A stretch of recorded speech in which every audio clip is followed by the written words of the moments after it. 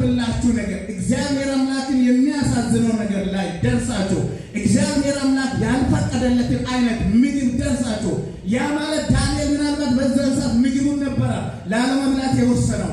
ዛሬ ምናልባት እናንተ ከሁኔታችሁ አንስታችሁ ምናልባት እናንተ ከገባችሁ ካላችሁ ሁኔታ አንስታችሁ እግዚአብሔር አምላክን በውስጣችሁ እንዳታሳዝኑ እግዚአብሔር አምላክን በአገልግሎታችሁ በሕይወታችሁ በኑሯችሁ ላይ እግዚአብሔር አምላክን እንዳታሳዝኑ እግዚአብሔር ለማስጠንቀቅ ነው ይህንን ቃል እየተናገራለሁ። እስቲ ለኔ ነው በሉት። ስለዚህ ዳንኤል ይሄንን ሐሳብ ውስጥ ከደረሰ በአጋጣሚ በድንገት ነው የምናገረው ነገር እየገባችሁ ነው ወይ? ከኔ ጋር ናችሁ? እስቲ ቀኝ እጆቻችሁ ከፍ አድርጉት ሁላችሁ ሐሳቡ እየተረዳችሁ ያላችሁ ጌታ ይባርካችሁ። ስለዚህ ምንድነው ያልኳለው? ዳንኤል በአጋጣሚ እንደዚህ ያለ ነገር አጋጣሚ ሆነ የኃጢአት ምግብ የኃጢአት እግዚአብሔርን የሚያሳዝነው በእግዚአብሔር ዘንድ እግዚአብሔርን የማያስደስተው አይነት ምግብ ሲቀርብለት ምን ያደረገ ዳንኤል ወሰነ። ስለዚህ ይሄ እግዚአብሔር አምላክን ሊያስከብር የሚችል አይነት አይደለም። ስለዚህ እኔ የተለየው ሰው ነኝ፣ እኔ የቃል ኪዳን ሰው ነኝ፣ እግዚአብሔር አምላክ ቃል ኪዳን የገባለት ሰው ነኝ ብሎ ዳንኤል ከዚህ ሐሳብ ከዚህ ምግብ ላለመብላት ወሰነ። ስለዚህ ዳንኤል ከዚህ ሐሳብ ወዳችሁ ስታነቁ ዳንኤል ከዚህ ሐሳብ ወጥቶ ምን ለማድረግ ነው? ውሃና ወይም ጥራጥሬ ይላል በዚህኛው መጽሐፍ ላይ። በዚህ ላይ ደግሞ ቀይሮ ይናገራል፣ አትክልት ምናምን ብሎ ነው የምናገረው። ስለዚህ ምን እንዲሰጣ ነው ዳንኤል እየፈለገ የነበረው? ውሃና ጥራጥሬ ደረቅ የሆነ ነገር። ስለዚህ ራሱን ከእግዚአብሔር ጋር አብሮ ለመኖር ስለዚህ እሱ ከገባበት ከዛ ከኢየሩሳሌም ላይ የሚኖረው ቢሆን ከዛ ላለመለየት ከዛ ኃጢአት ከሆነ ምግብ ወይም ከጣዖት ቀድሞ ተሳውቶ ከሚመጣው ምግብ ምን ለማለት ላለመብላት ወሰነና ወደዚህ መጣ። ስለዚህ ዳንኤል ባላሰበበት ሰዓት በአጋጣሚ ይሄ ምግብ ቀረበለት። ዛሬ ምናልባት ብዙዎቻችን ምናልባት አንዱን ለመጉዳት ሐሳብ አወጣን እቅድ አወጣን የሆነ ኃጢአት ልንሰራ ሐሳብ አወጣን እቅድ አወጣን ምናልባት አንዱን ለመጣል ለአንዱ ጉድጓድ ቆፍረን ምናልባት አስበን ልንዘጋጅ እንችላለን። ምናልባት ብዙ ሰው የሆነ ነገርማ ከአንድ ሰው ጋር ብትጣሉ ያንን ሰው የሆነ ቦታ አገኝታችሁ የሆነ ቃኝ አገኝታችሁ ያንን ያደረገው አረሰው ብላችሁ ልትመልሱለት ትችላላችሁ። ስለዚህ ያንን ምንድነው አስባችሁ ኃጢአት ልታደርጉ ትችላላችሁ። ዳንኤል ግን በድንገት በደረሰው ኃጢአት መወሰን ችሏል። ክብር ለእግዚአብሔር ይሁን። እስቲ ወስኗል በሉት። እስቲ ጌታ ስሙ ይባላል። ስለዚህ ዳንኤል ከወሰነ በኋላ የጀንደረባ አለቃ ለመነው። እግዚአብሔርን በጀንደረባ አለቃ ፊት ለዳንኤል ምን ሰጠ? እስቲ ከኔ ጋር ያላችሁ ድምጻችሁ ከፍ አድርጉና ተናገሩ። ምን ሰጠላ? ክብር ለጌታ ለኢየሱስ ይሁን። እግዚአብሔርን ላስከበረው ነፍስ እግዚአብሔርን በሕይወቱ ላይ በቤቱ ላይ ሁሉ ጊዜ እግዚአብሔርን ለሚፈራው ነፍስ እግዚአብሔር ሞገሱን ይሰጣል። አሜን። እስቲ ቀኝ እጃችሁን ከፍ አድርጉና እግዚአብሔር ሞገሱ ይሆናል በሉት። እግዚአብሔር ሞገሱ ይሆናል። ጌታ ስሙ ይባላል። አሜን። ስለዚህ እግዚአብሔር ሞገሱ ይሆናል። አሜን። ስለዚህ በጀንደረባው ፊት ለፊት እግዚአብሔር ለዳንኤል ምን መሰጠ የሚለው ሞገስና ምሕረቱን ምን ያደረገ ሰጠ። ጌታ ስሙ ይባላል። የጀንደረባ አለቃም ዳንኤል መብልና መጠጡን ያዘዘላቸውን ጌታዬ ንጉሴ እፈራለሁ፣ በዕድሜም እንደ እናንተ ካሉ ብላቴኖች ይልቅ ፊታችሁ ከስቶ ያየ እንደሆነ ከንጉሱ ዘንድ በራሴ ታስፈርዱብኛላችሁ አለው። ክብር ለእግዚአብሔር ይሁን። እስቲ ለተቀባው ሰው እግዚአብሔር ቃል ኪዳን ለገባው ሰው በዛ ሰው ምክንያት ለሌላ ውድቀት አይሆንም። ክብር ለእግዚአብሔር ይሁን። እናንተ በገባችሁበት አካባቢ እናንተ በምትኖሩበት እናንተ በምታገለግሉበት ቤተክርስቲያን ላይ ከእናንተ የተነሳ ለእናንተ በምትኖሩበት አካባቢ ከእናንተ የተነሳ ለሌሎች ውድቀት አይሆንም። አሜን። እስቲ ድምጾቻችሁን ከፍ አድርጉና ውድቀት አይሆንም በለው። ጌታ ስሙ ይባላል። አሜን። ይህን ቃል ስሰማ ይህን ቃል መላልሼ ሳስብ እግዚአብሔር ከዳንኤል ጋር እንዳለው ሞገስ እንደሆነ ምሕረቱን እንዳበዛ ምናልባት ይህንን ወርዳችሁ በጣም ሰፋ አድርጋችሁ ሲታነቡ እግዚአብሔር ከዳንኤል ጋር የሚኖረው አንድነት አብሮነቱ በጣም ያስደንቃል። እግዚአብሔር ዳንኤል በገባበት ሁሉ ላይ በሚኖርበት ዘመን ላይ እግዚአብሔር ከዳንኤል ጋር እንደነበረ እግዚአብሔር በገባበት ሁሉ በድልና በሰላም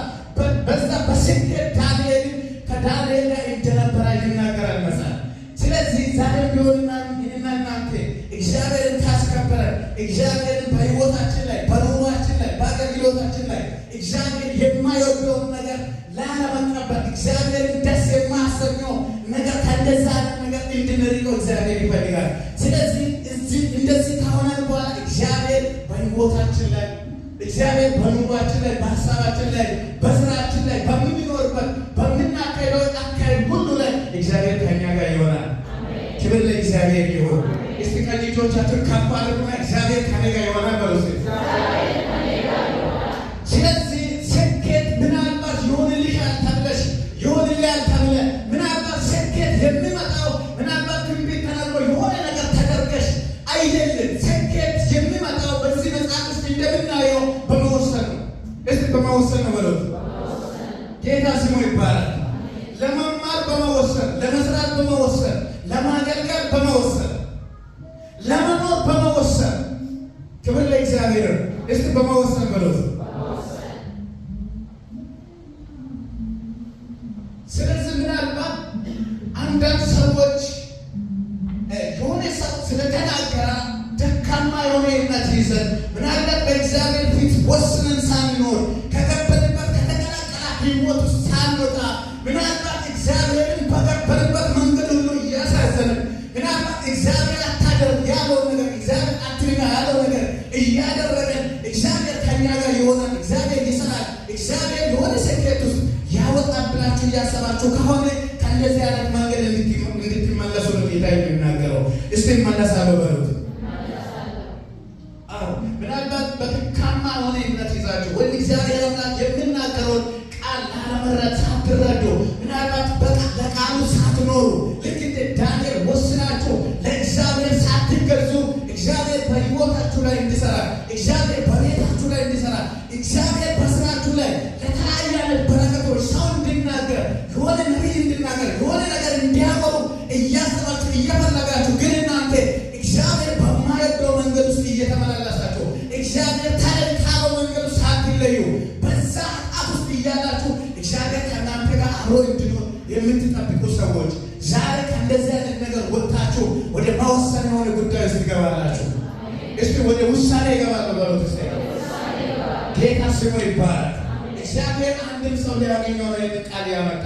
እግዚአብሔር ምናልባት ከተቀላቀለ ሕይወት ውስጥ ለማውጣት ነው። እግዚአብሔር ምናልባት አታደርግ ያለው ነገር ተለይ ካለበት መንገድ ምናልባት እግዚአብሔር እና ከብዙ ነገሮችን እንድናደርገውና እንዳናደርገው አድርጎ አከፋፍሎ ያሳየው መንገድ አለ። ምናልባት እኛም ክርስቲያኖች የኪዳን ዘር ስለሆነ እግዚአብሔር እና ከማይፈልገው ነገር እግዚአብሔር እና ከማይደሰተው መንገድ ተለይተን ወደ እግዚአብሔር እንድንቆም በእግዚአብሔር ፊት በጸሎት በታማኝነት እግዚአብሔርን በመፍራት ቃሉን በመንቀቀል በመስማት ለእግዚአብሔር ቦታ ሰጠን እንድንኖር እግዚአብሔር አምላክ ይፈልጋል። ይህንን ነገር ትተን በራሳችን ጉዳይ ውስጥ ከኖረን የጓደኛን ደጋፊ ሆነን ምናልባት አንዱ እንደፈለገ ሲሆን በዛ መንገድ ስንጓዝ ስንራመድ ምናልባት እግዚአብሔር አምላክ በጀርባ እንዲሰራ የምንፈልግ ከሆነ ይህ አይሆንም። ስኬት በእግዚአብሔር ፊት በመገኘት በታማኝነት በውሳኔ የእግዚአብሔርን ድምፅ በመስማት ዳንኤል እንደሆነ መወሰን። ጌታ ስሙ ይባላል። በዛ መንገድ ውስጥ ስኬት እናገኛለን። ክብር ለእግዚአብሔር ይሁን። እስቲ ክብር ለእግዚአብሔር ይሁን። ቀኝ እጃችሁን ከፍ አድርጉና መወሰን በሉት። እስቲ ጌታ ስሙ ይባላል። ዛሬ እግዚአብሔር አምላክ ለእያንዳንዳችን በእምነታችን ላይ በገባንበት ባመነው አምላክ እንድንወስን ይፈልጋል። ስለዚህ እግዚአብሔር አምላክ ዝም ብለን ቤተክርስቲያንን ስለምናስበው ሀሳብ ስኬታማዎች እንድንሆን የሚያደርገው ስንወስን ነው። እስቲ ሲወስን በሉት። አንድ ሰው ተናገር እስቲ። ያልተናገረ አንድ ሰው ስላለ ማለት ነው እወስናለሁ በሉት። እስቲ ጌታ ስሙ ይባላል። ስለዚህ በውሳኔ የሚመጣውን በረከቶችን እናያለን። እያፋጠንኩኝ ነው። ጌታ ስሙ ይባላል። ስለዚህ ዳንኤል ይህንን በወሰነ ጊዜ በምድር ያገኘው በረከት ምንድን ነው? ዳንኤል በእንደዚህ አይነት ውሳኔ ውስጥ ከእግዚአብሔር ዘንድ ያገኘው በረከት ምንድን ነው? በመወሰን የሚመጣው በረከት ምንድን ነው? አንድ አገልጋይ ወይም አንድ ክርስቲያን አንድ የኪዳን ሰው ወስኖ በመጨረሻ ላይ ከእግዚአብሔር ዘንድ የሚያገኘው በረከት ምንድን ነው ካላችሁ መጽሐፍ ቅዱስ የሚናገረውን እንሰማለን። ስለዚህ ዳንኤል በወሰነ ጊዜ ምን አይነት በረከት አገኘ? በህይወቱ ላይ ምን አይነት የተለየ ነገር ተደረገ ካላችሁ እንደዚህ ነው የሆነው። የምትጽፉት እንደዚህ ብላችሁ ጻፉት። በወሰነው ጊዜ በመወሰን ያገኘው በረከት አንደኛ በገባበት ቦታ ሁሉ በልጦ ተገኘ። ክብር ለእግዚአብሔር ይሁን። እስቲ መብለት በሉት። እስቲ ክብር ለእግዚአብሔር ይሁን። እየተናገርኩ ነው፣ ጌታ እየረዳኝ። እስቲ መብለት በሉት። እስቲ የምናገኘው 1:20 ላይ ሄደን እናገኛለን፣ ወይም 6:3 ላይ። ክብር ለእግዚአብሔር ይሁን። ስለዚህ ምን ሆኖ ተገኘ ነው የሚለው አብሮ ከሱ ጋር አብሯችሁ ከኖረው ሰዎች ወይም አብሮ ከሱ ጋር እንደነበረ ወደዛ ወደ ባብሎ ነገር በምርኮ ከገቡት ሁሉ እንዲህ አይነት ውሳኔ ከመወሰኑ ልክ እንደኛ እንደዚህ ተሰጥቶ የሆነ በሰው አገር እንደዚህ የሆነ መፍትሄ በሌለበት የፈለገውን መርጦ መናገር የማይችልበት ነገር ላይ መርጦ መብላት የማይችልበት ነገር ላይ መርጦ እንደፈለገ መሆን በማይችልበት አገር ላይ ወሰነ። ከወሰነ በኋላ እግዚአብሔር ከሱ ጋር ነበረ። ምንም ሰጣ፣ ሞገሱን ሰጣ፣ ምሕረት አደረገለት። እግዚአብሔርና ከዳንኤል ጋር ሆነ። ከዛ በኋላ አብሯቸው ከኖሩ ሰዎች ሁሉ ዳንኤል ከመወሰኑ የተነሳ ምን ሆኖ ተገኘ? በልጦ ተገኘ። ክብር ለእግዚአብሔር ይሁን። ጌታ ስሙ ይባረክ። እስቲ በልጦ በሉት እስቲ። ስለዚህ እኛም በኪዳን ጌታ ኢየሱስ ክርስቶስ ቃል ኪዳን የገባልን ሰዎች ደሙን አፍስሶ በመስቀሉ ላይ ተቸንክሮ እኛን ለዳነው ለመረጠው አምላክ በመወሰን እንድንኖር ዘንድ ጌታ ይርዳን። ክብር ለእግዚአብሔር ይሁን። ስለዚህ ቀኝ እጆቻችሁን ከፍ አድርጉና እንዲወስን ጌታ ይርዳን ብሎ እንሄዳለን። ሁለተኛ ሲወስን ወይም ዳንኤል ከወሰነ በኋላ ወይም ይህንን ውሳኔ ከወሰነ በኋላ ካሰባ በኋላ ካደረገ በኋላ ምን አይነት በረከቶችን አገኘ? ዳንኤል የሆነ በረከት በዘመኑ ሁሉ በስኬትና በክንዋኔ ዘመኑን ሁሉ በስኬትና በክንዋኔ ጨረሰ። ክብር ለእግዚአብሔር ይሁን። 6:28 እናያለን። ክብር ለጌታ ለኢየሱስ ይሁን። ዘመኑን ሁሉ በስኬትና በክንዋኔ ምን አደረገ? ጨረሰ። ክብር ለጌታ ለኢየሱስ ይሁን። ምንድን ነው የሚለው?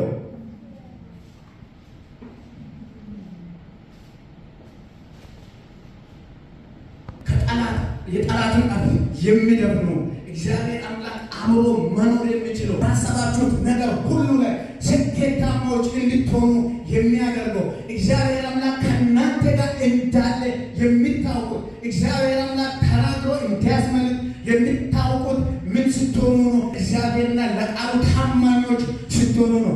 እግዚአብሔርን ስትፈሩ ነው። በጌታ ፊት ስትመላለሱ ነው። እግዚአብሔር አምላክን የሚያሳዝነው ነገሮችን እናንተ ከሕይወታችሁ ስታስወግዱ ነው። ስለዚህ ይሄ እግዚአብሔርን ሊያስደስቱ አይችሉም ስትሉ እግዚአብሔር አምላክ በበረከትና በበለጠ ክብር ይጎበኛችኋል። እዛኔው ስኬታሞች ትሆናላችሁ። በነገር ሁሉ እግዚአብሔር ከእናንተ ጋር ይሆናል። በገባችሁበት፣ በምትሰሩበት፣ በምትኖሩበት ሁሉ እግዚአብሔር ምንም ይሰጣል ካላችሁ ድልን ይሰጣል፣ መከናወኑን ይሰጣል። ክብር ለእግዚአብሔር ነው። ምንም ለምን አይነት ሰው ነው? ለወሰነ ሰው፣ ለወሰነ ክርስቲያን እግዚአብሔር ይህንን ክርስቲያን ጋር ከዛ ሰው ጋር አብሮ ይኖራል። ክብር ለእግዚአብሔር ነው። ስለዚህ ምንድን ነው የሚለው? 6:28 ላይ ስታዩት ይህም ዳንኤልን በዳርዮስ መንግስትና በፋሪሳዊ በቄሮስ መንግስት ኑሮ ምን ሆነ ይላል። እስቲ ድምፆቻችሁን ከፍ አድርጉና ምን ሆነ? ተቃነለት በለው። ክብር ለእግዚአብሔር ይሁን። ለወሰነ ሰው ዛሬ እንደዚህ ይሆናል። በገባበት፣ በሚኖርበት፣ በሚሰራበት እግዚአብሔር አምላኩን አስቀድሞ በሚወጣበት መንገድ ሁሉ መቃናት ይሆናል።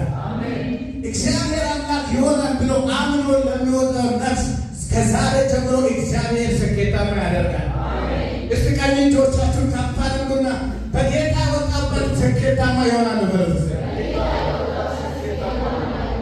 ጌታ ስሙ ይባላል። ጌታ እየረዳኝ ነው። ክብር ለእግዚአብሔር ነው። ይሄ ቃል ዛሬ አንድን ሰው ያገኛል። ስለዚህ ዳንኤል በገባበት ሁሉ ምን አይነት ሆነ? ስኬታማ ሆነ። ምናልባት እዚህ ጋር ብዙ ነገስታቶች ነበሩ። ዳንኤል ስኬታማ የሆነው ማለት